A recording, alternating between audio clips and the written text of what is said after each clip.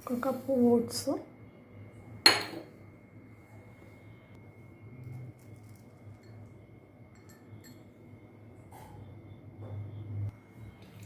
వాల్నట్ని cut చేసుకున్నాను, అంజీర్ని cut చేసుకున్నాను, ఒక 5 పిస్తా, 5 బ్లాక్ రైజిన్స్ ఇవి యాడ్ చేసుకోవాలి. ఇందులో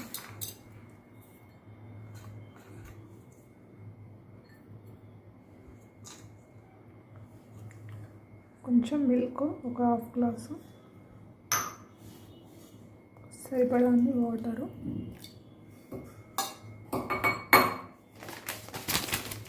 ఒక 2 spoons of chia seeds,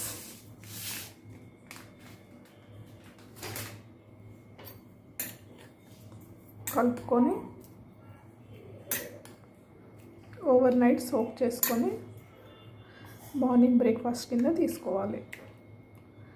day 4, day 5, day 6 breakfast. మనం నైట్ సోక్ చేసినటువంటి ఓట్స్లోకి ఒక స్పూను హనీ కలుపుతున్నాను. అలాగే ఒక half banana slices,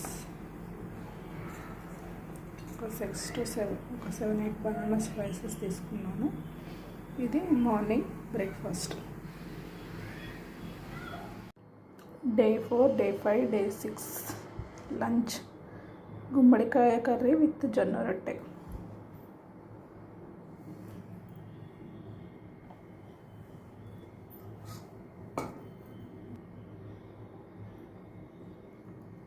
two spoons గీ వేసుకోవాలి.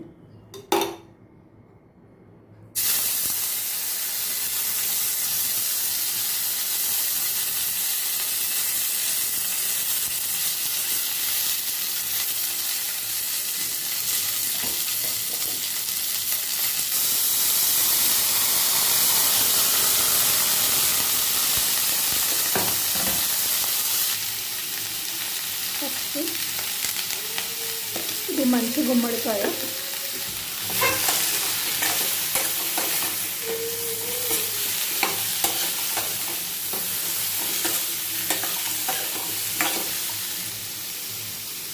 కొద్దిగా వాటర్ యాడ్ చేసుకుంటాం.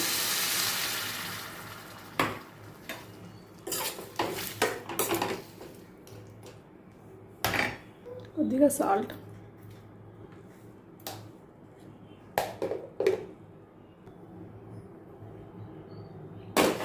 మూత పెట్టుకొని ఒక 10 నిమిషాలు మగ్గించుకోవాలి.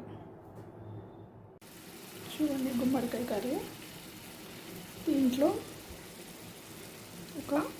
ఒక హాఫ్ స్పూను పెప్పర్ వేసుకుంటున్నాను. ఒక స్పూన్ నేను విసగింజలు వేయించి పొడి చేసుకున్నాను. అవి వేసి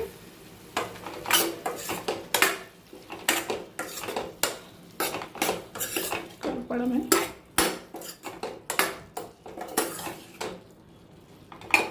ఇంకంతే, స్టవ్ ఆఫ్ చేసుకోవాలి. Curry ready.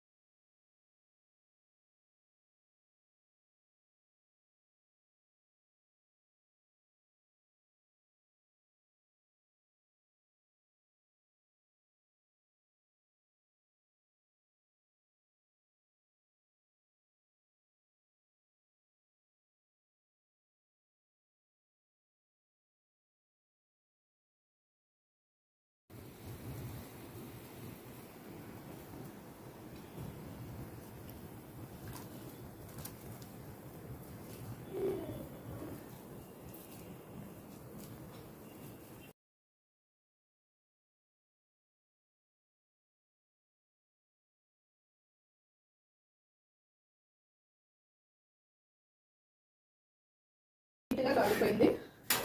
జొన్న రొట్టె చేసుకోవడం కష్టం అనుకునే వాళ్ళు ఇలా పూరి ప్రెస్ మీద ట్రై చేయొచ్చు. చిన్నగా వస్తాయి, కానీ మనం ఒకటి తీసుకునే వాళ్ళు. ఒక cup red rice,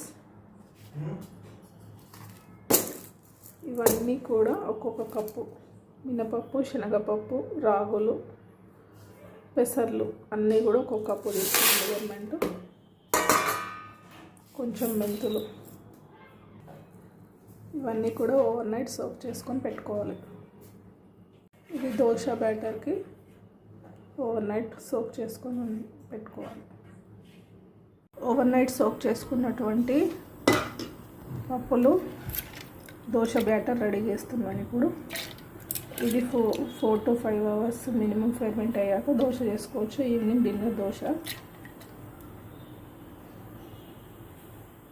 dosa batter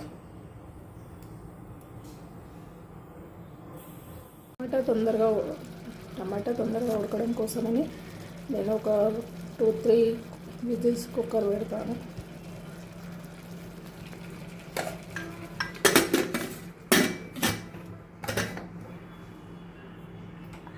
ఒక 2 to 3 విజిల్స్ రానిస్తే సరిపోతుంది.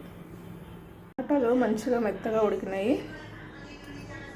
దీనిలో కొంచెం నువ్వుల పొడి వేసుకొని కలిపి ఒక 2 minutes మగ్గినాక మిక్సీ వేసుకోవాలి. కొంచెం సాల్ట్ కూడా వేసి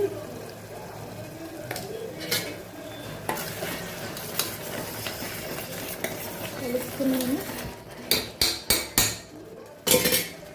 కొంచెం వేయించిన జీలకర్ర కూడా యాడ్ చేసుకోవాలి. ఇది మిక్సీ పట్టుకోవాలి.